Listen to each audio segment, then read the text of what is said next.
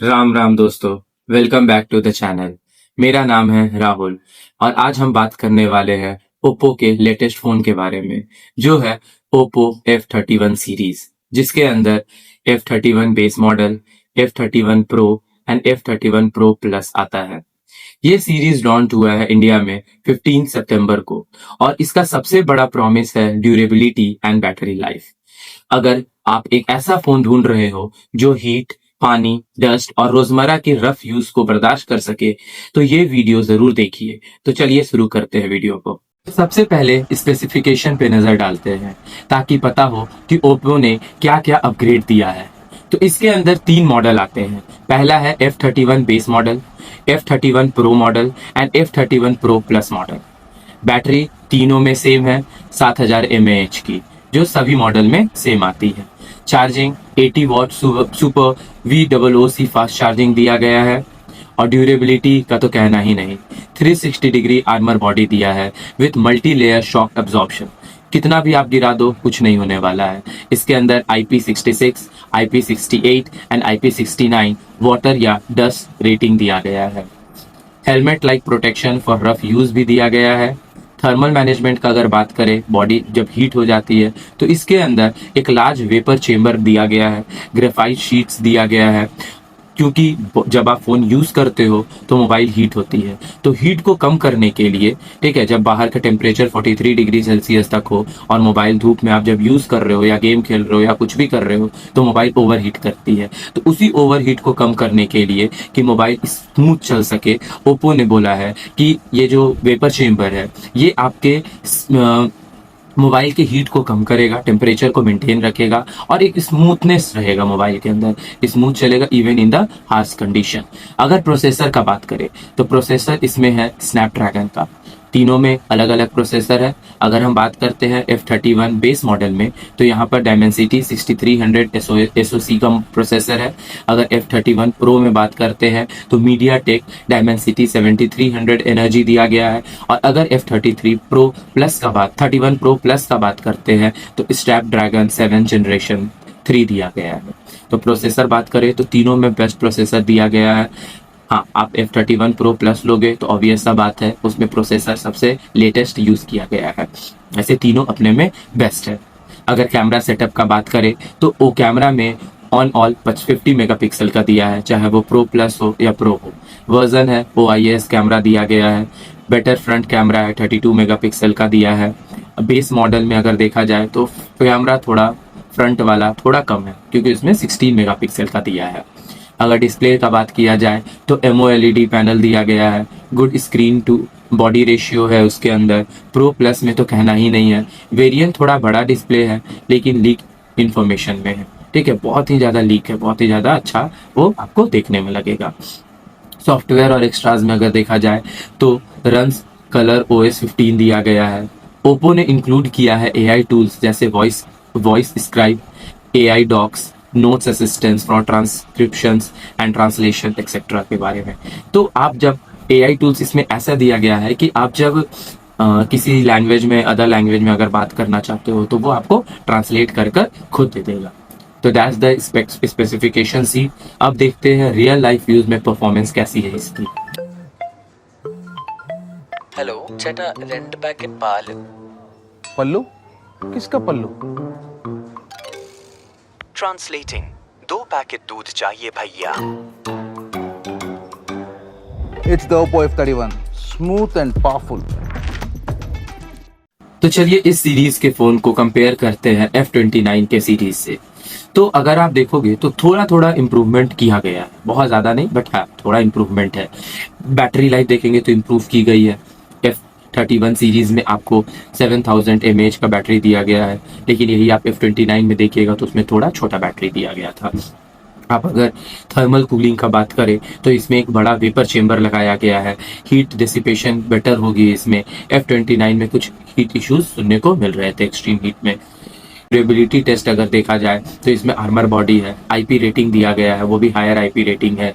F29 भी durable था लेकिन F31 ज़्यादा रग्ड बनाया गया है। फास्ट चार्जिंग को मेंटेन रखा गया है, इम्प्रूव भी किया गया है, 80 वॉट का चार्जिंग दिया गया है जिससे बहुत ज़्यादा टाइम बचने वाला है आपका। तो अगर आप आउटडोर यूज़ करते हो, for example delivery boy, shopkeeper हो, या रोज़ हीट और डस्ट को फेस करते हो, तो F31 सीरीज़ आपके ही लिए डिज़ाइन किया गया है। उन लोग ही को मेनली टारगेट करके ये फ़ोन को डिज़ाइन किया गया है। अब बात करते हैं उन चीज़ों की जो मुझे पसंद हो। अगर ये फ़ोन मेरे हाथ में होती तो क्या क्या चीज़ मुझे पसंद आती। तो पहला है बैटरी बैकअप। 7000 mAh का बैटरी है, प्लस फास्ट चार्जिंग है। दोनों का कॉम्बो बहुत स्ट्रांग है। अगर ड्यूरेबिलिटी का बात किया जाए, फ़ोन अगर गिर भी जाए टिप टू टिप, अगर पानी में गिर जाए, थोड़ी डस्ट लग जाए, तब भी फ़ोन सर्वाइव करेगा। यही तो सबसे बड़ा पीस ऑफ माइंड देता है।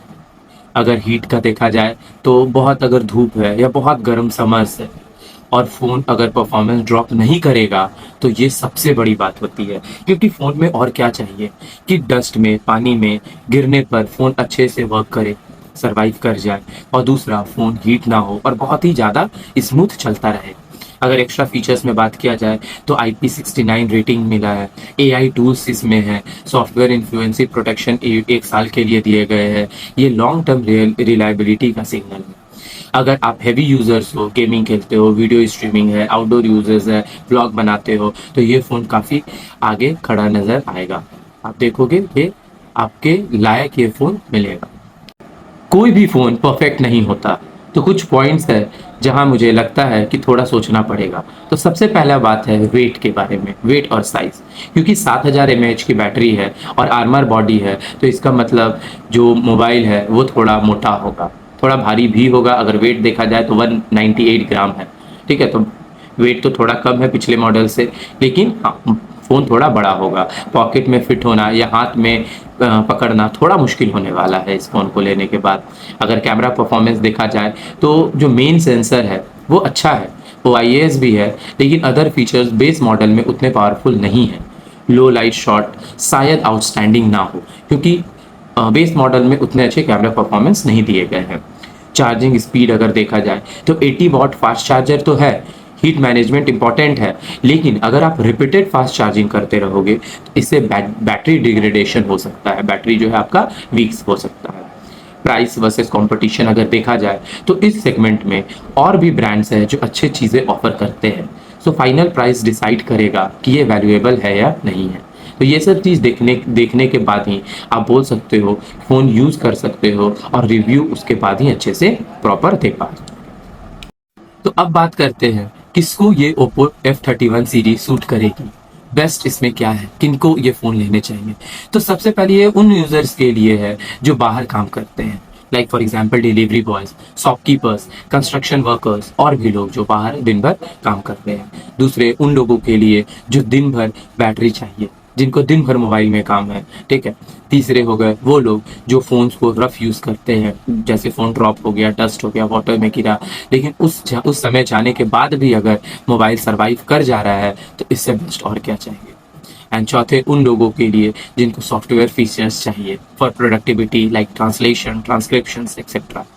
और किनको ये फ़ोन सूट नहीं करेगी, तो सिंपल सा बात है, उन लोगों को जिनको थोड़ा स्लीक फ़ोन चाहिए, स्लिम फ़ोन्स चाहिए, थोड़ा कॉम्पैक्ट डिज़ाइन में चाहिए, जो कैमरा एंथुसियास्टिक हो, जो लो लाइट में भी हाई एंड फोटोग्राफी चाहते हो, जो टॉप टियर गेमिंग चाहते हैं विथ अल्ट्रा हाई ग्राफिक्स। शायद इसमें मैक्सिमम गेमिंग परफॉर्मेंस थोड़ा कॉम्प्रोमाइज़ किया गया, ठीक है। अब देखते हैं मेन फ़ोन जब आएगा हाथ में, उसके बाद बताया जा सकता है कि अगर फ्लैगशिप फ़ोन से अगर देखा जाए तो इसमें थोड़ा कॉम्प्रोमाइज्ड है। आपका जो परफॉर्मेंस है, जो ग्राफिक्स है, वो फ्लैगशिप फ़ोन के कंपैरिजन में ये थोड़ा कॉम्प्रोमाइज्ड है इसमें।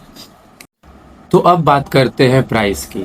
अगर प्राइस का देखा जाए तो F31 जो है उसका प्राइस स्टार्ट होता है 22,999 से, और ये आपका 128 GB से 8 GB रैम का है।